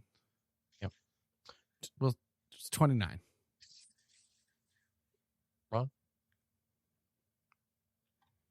40. Hang on, take my socks off. 48. Ron's the closest. He gets the point. What I had down here was 55 different places at the time, as Man City were, and they still are, second. Exeter were in 13th. They moved up since then to 11th. So you knock 2 off of that. You put it at 53 places. I did my math wrong. I went. Yep. I went League One as if it was the one under. Yep. My brain did the math. That's a little bit low. Yeah. I was like, wait, how? Oh, I see what I did. I was like, yeah. Yep. All right. Moving on. We're halfway there on this one. Cambridge United 2, Birmingham City 3. What league is Cambridge United in? Oh God, have we gotten? Do we have any teams that are lower still left? We do. I'm gonna say they're in the National League. I'm going for League 2. Ron, winner. Chicken dinner. They are in League 2. All right. So between Birmingham and Cambridge, so Ron gets another point that Ron takes a 3-0 lead right now. And who said Birmingham? They were in what? They're in the championship. All right. So what's the number of league places between Birmingham, Tom Brady's Birmingham, might I add, and Cambridge United? 54.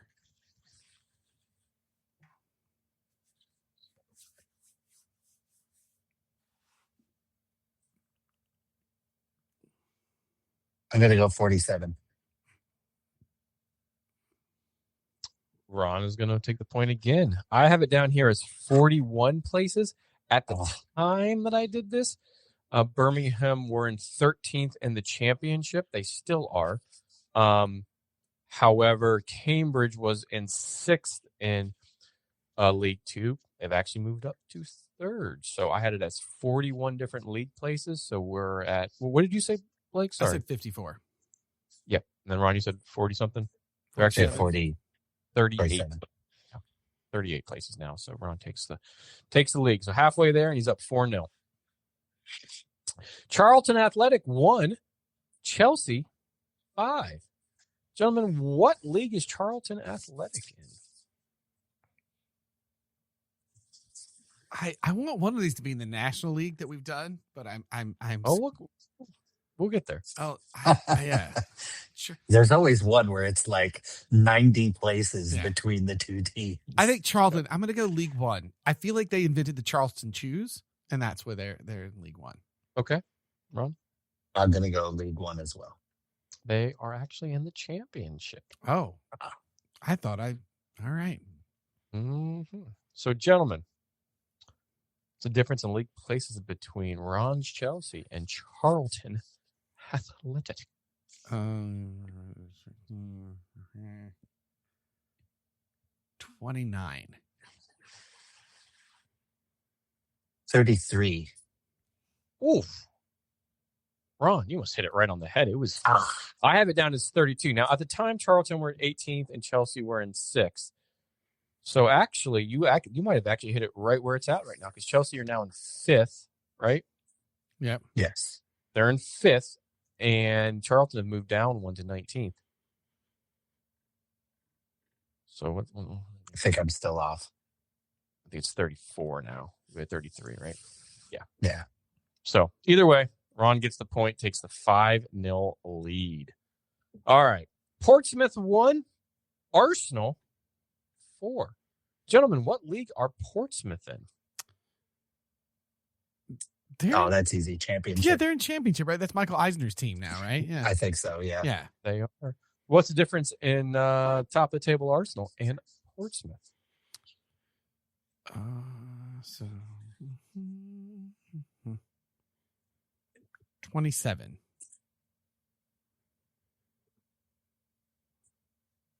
Ron? 39. Blake gets the point. It's actually. Damn it. Wait, sorry. What did you say? Hold on. 39. 27. And what did you say? 27. Sorry. Ron, you get the point. Ferris can't do math over here. I lost. It's 41 places, and that's still accurate because Arsenal are first, and actually it's 40 places, and Portsmouth are 21st in the table. So 20 plus 21, 41 places. So Ron, you were closest to the hole once again. I'm wearing my Sarnak head wrapping. Anyone? Johnny Carson? Oh, Carn. Oh, geez. Yeah. Oh. So, Ron, was it a 6-0 lead on you right now? I think so. That's what's going to happen to Chelsea and Arsenal in the EFL Cup second leg. Yep. Blake, don't worry. There's still a bonus round where you can get as many points as I deem Kai Havertz with a hat trick. All right. 3 more to go. Grimsby Town 3. Listen to this one. Huh. Weston Super Mar. Weston Super Mario? 2. Weston Super Mar 2. What league is Western Super Mar in? National League. Ron? Yeah, I got to go National League. I never heard of those guys. Yeah, try the National League South. Oh, man. Wait, where's Grimsby at? Grimsby at again? Grimsby is, I think they're, let me double check. Grimsby's, I think, in the National League, if I'm not mistaken. No, they're League 2, aren't they? Are you supposed to know the answer to this? Yeah, they're in League 2. So I know. The league hasn't changed in 3 weeks. Yeah, but I know. But Grimsby's not an answer. We are talking about Grimsby. Yeah. I completely lost my train of thought. They're in League 2. Yeah. Sorry, I was looking up something else. I was trying to find the National League North and South table to do the quick math. I got all sorts of confused. Suddenly this victory seems a little. Yeah, we need to go back and do a recount. All right, so what's the number in league places between League 2 Grimsby Town? They won 3-2 over National League South team Weston Super Mar. Sorry, say the leagues again. Now that I'm confused. League 2 for Grimsby Town. Okay. League Okay. South. 40. Got it. 49. 36. What would you say, Blake? 49. You said 36? Yeah. I have it down here as 40 league places between the two. Because at the time, Grimsby Town was in 11th. Now, they moved up to 9th, so keep that in mind. Now, we got to go through the National League, right? So there's 24 teams. And then in the National League South, at the time, I had Western Supermar in 3rd, if I'm not mistaken. They are in 5th now. So, I'm going to say 9. 19 plus 24 plus. I got to do some quick freaking math. Ferris 15. That is smoking. So, what's 15 plus 24? That's 15 plus 24. Correct. 39. All right. Then you add 5 to that. So 50. 43. 43. So, I had it down here as 40, 43. Ron was still closest with his 48, 49 guess, something like that. No, I said 49. No, he said 49. I said 36. Blake gets the point. Nobody gets a point. Oh, you want to go off of like the accurate run one like right now? All right. Well, you know what? We'll give Blake a set piece. Let's bounce it off of our ass goal, just the way Arsenal scores it. So let's call it 6-1. There we go. Might as well. We'll VAR it as well. All right. Liverpool 4. I think I just Barnsley scored 1. an own goal against the guy running the game. Is actually what just happened. Right. 100%. 110%. All right. Liverpool 4, Barnsley 1. What league is Barnsley in? They're low. They're League 2. Ron? Or League 1? Yeah, League I'll 2. go League 2 myself. They are in League 1. Damn it. All right. So, gentlemen, what's the league difference of league places? We'll go off the current one because obviously I have that. But now, difference in league places between Liverpool and Barnsley. So 30. I'm 43.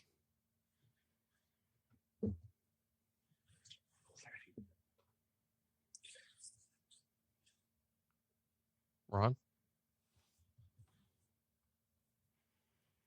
61. You said 43, Blake? Yes. Ron gets the point. Currently, at the time of recording, they are 53 places difference. Now, at the time I did this, they were at 55 places. But going off of current, Ron would get the point. Right? Yep. Yes. I'd been overshooting how bad people were on the bottom, and this is the first time I didn't, and it didn't go for me. That's the first time I didn't vote for Southampton to be relegated. So Exactly. All right. Last question, the bonus round. You get whatever points you want on this one. If you can, I don't care. Macclesfield FC 2. Cup holders of the FA Cup, Crystal Palace 1. At the time, we're not going to go off of current. I can look that up and try to do it. But at the time, this has been the biggest gap between two teams. Since Crystal Palace did it in 1916, right? Correct. Or at least beat the reigning champ. Beat the champs, but the biggest gap in between. So what league is Macclesfield Town in?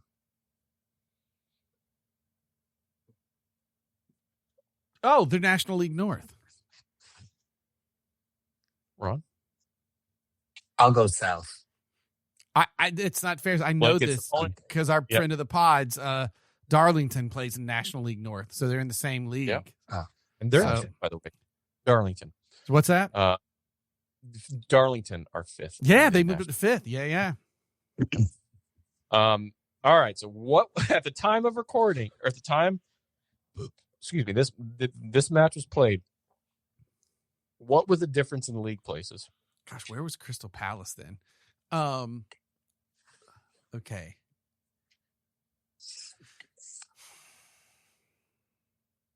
That's a lot. That's a lot. For me.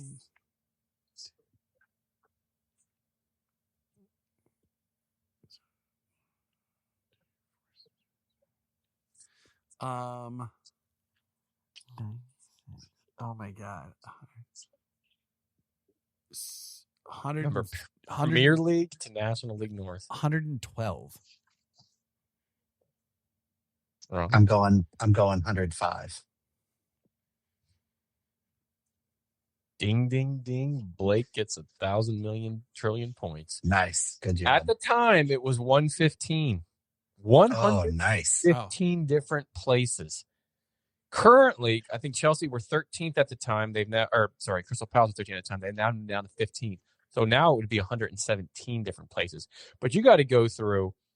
Okay, so they're at the bottom end of the Premier League. You got to go through the Championship. There's 24 different places. League One, 24 different places. League Two, 24 different places. Yeah. National League, 24 different places. And then you get to the National League North, and Macclesfield are 11th in National League North.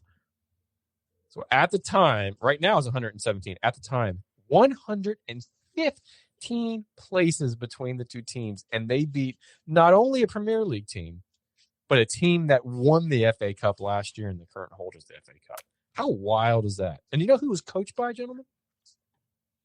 Who is that? The guy who runs the chip stand? No, I wish. The brother of Wayne Rooney.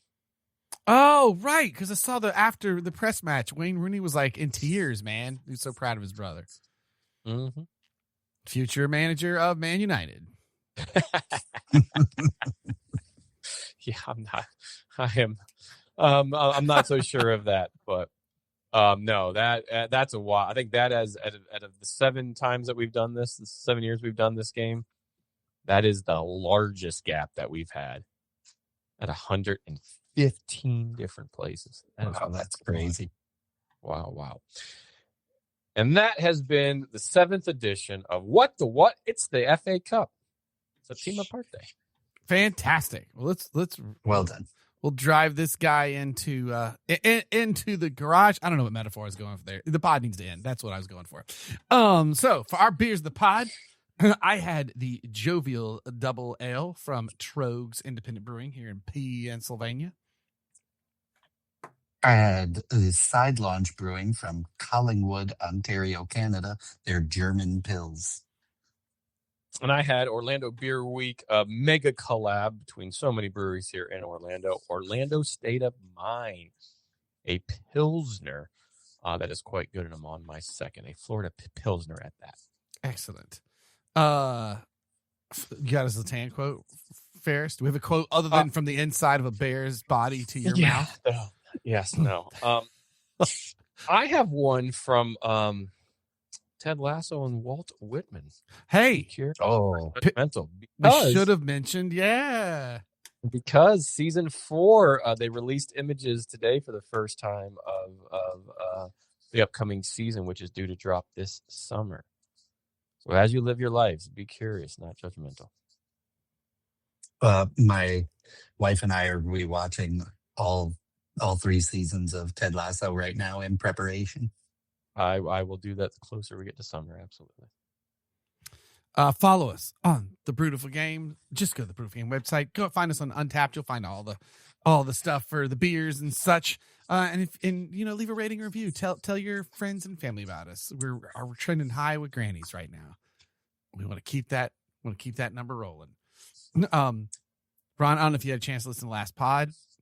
I did a thing at the end instead of dad jokes, and I don't know how long I'm going to keep this going because there's only so many. But I did pick up lines, soccer pickup lines. Okay. So Ferris, here's another one for you. I'm a Ronaldo fanboy, but I have no problem getting messy with you. I love the beer. And I'll sue all over you. No, yeah. That's too much. Okay. Love the beer. Cherish the game. The Brewtiful Game.